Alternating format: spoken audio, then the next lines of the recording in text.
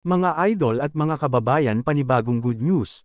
Korea official nang nag-offer sa atin ng kanilang mga KF-21 Boramae para sa multi-role fighter jet acquisition project ng Philippine Air Force, twin-engine semi-stealth fighter jet para sa Philippine Air Force. Salamat sa offer, South Korea. Sa bagong balita na ating nakalap mula sa Max Defense Philippines, nagpadala na ang Pilipinas sa South Korea ng request of information.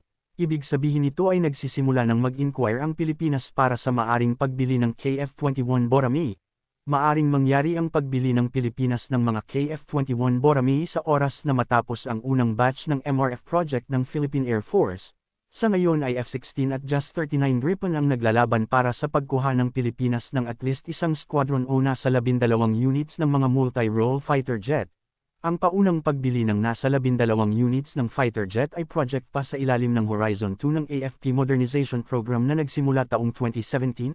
Maraming beses na delay ang project dahil sa pandemic at political issue, subalit ngayong solve na ang mga problemang ito ay inaasahan natin na anumang araw ay maaari nang mapirmahan ang contract para sa pagbili ng Just 39 Gripen o F-16 fighter jet.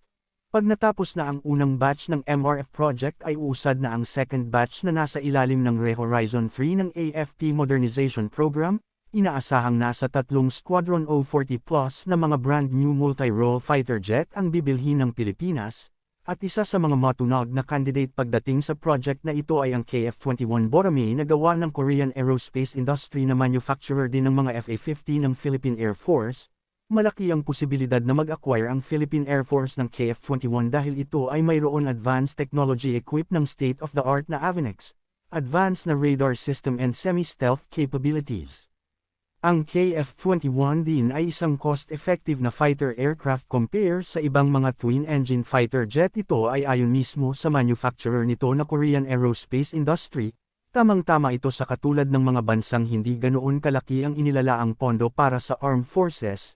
Nakadesign din ang KF-20 bilang multi-role fighter jet para sa iba't ibang mga misyon katulad ng air superiority, ground attack and maritime patrol. Ang mga capability na ito ay malaki ang matutulong sa pagbabantay ng teritoryo at seguridad ng ating bansa.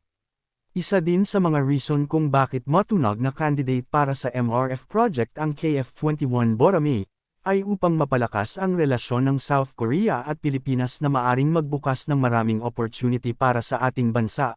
Malakas din na contender ang KF-21 Boramae sapagkat mas familiar na ang Philippine Air Force sa mga military asset na galing ng South Korea.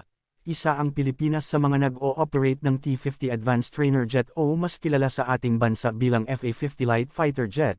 And last reason na nakikita ko kung bakit isinama na ng Philippine Air Force sa listahan ng mga pinagpipiliang fighter jet ang KF-21, sapagkat maaari itong i-upgrade bilang 5th generation fighter jet.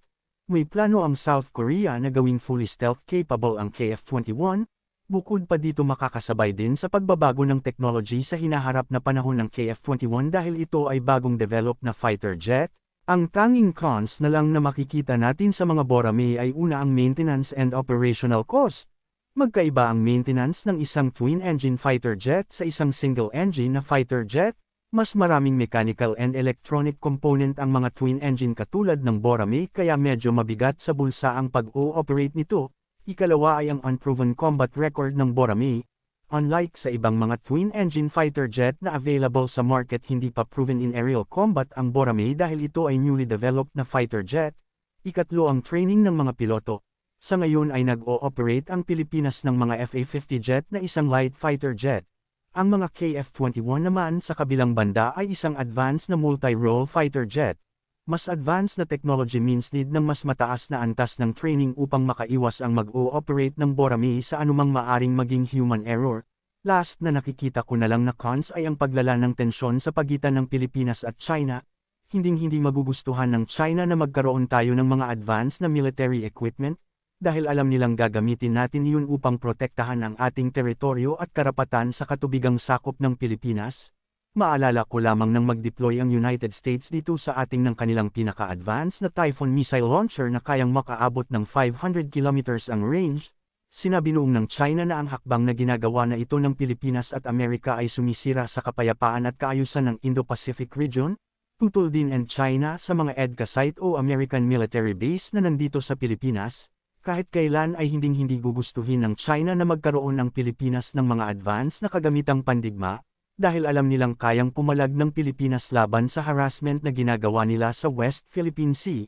Ngayong isa na ang Boracay sa mga contender para sa MRF acquisition project ng Philippine Air Force, ay napakalaki ng chance na magkaroon talaga ang Pilipinas ng mga twin-engine fighter jet na magagamit sa pagbabantay at pagprotekta ng ating exclusive economic zone.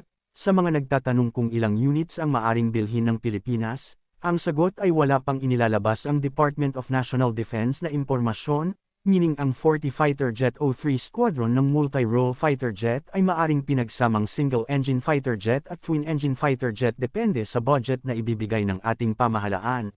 Sa ngayon ay hindi na bumubuti ang sitwasyon sa pagitan ng Pilipinas at China. Mas nagiging agresibo ang China sa kanilang ginagawang aksyon at sila ang nagiging dahilan kung bakit nagkaroon ng tensyon sa buong South China Sea.